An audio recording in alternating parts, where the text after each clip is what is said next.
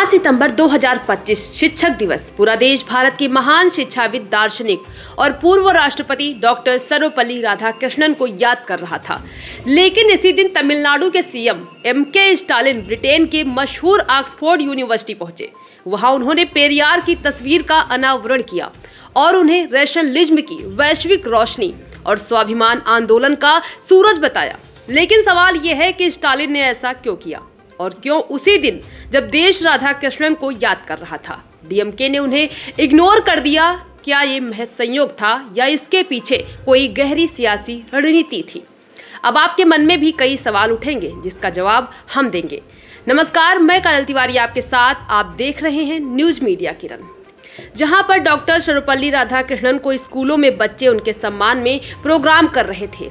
Social media पर लोग उनके योगदान की बातें कर रहे थे, लेकिन तमिलनाडु में कुछ और ही खेल चल रहा था। डीएमके यानी द्रविड़ मुनेत्र कड़गम इस दिन अपने सोशल मीडिया पर पेरियार ईवी रामासामी को श्रद्धांजलि दे रही थी। और चौंकाने वाली बात यह है कि पूरे दिन डीएमके के किसी नेता या उनके आधिकारिक हैंडल ने राधाकृष्णन का नाम तक नहीं लिया। चलिए पहले समझते हैं कि इन दोनों शख्सियतों को।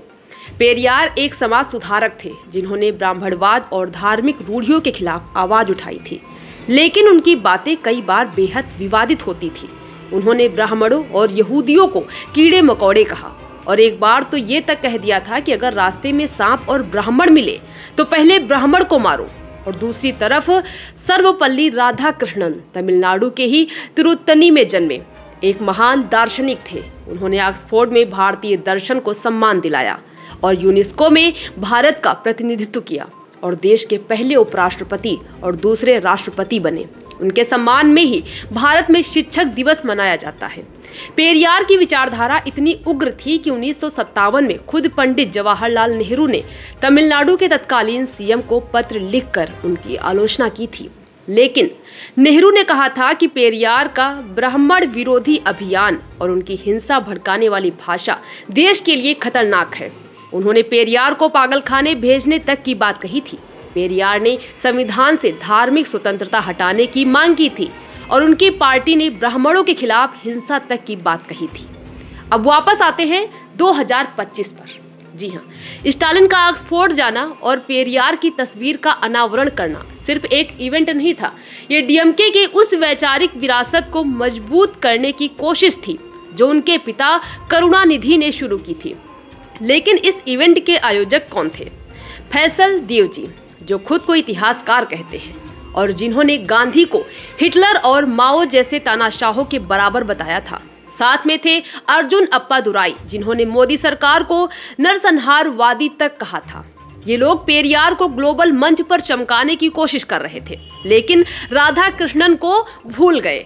तो दोस्तों, सवाल ये है कि डीएमके ने राधाकृष्णन को क्यों इग्नोर कर दिया?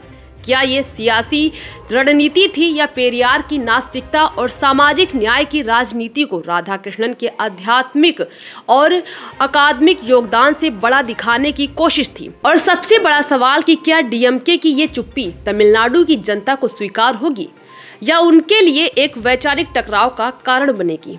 ये कहानी सिर्फ दो व्यक्तियों की नहीं बल्कि दो विचारधाराओं की है।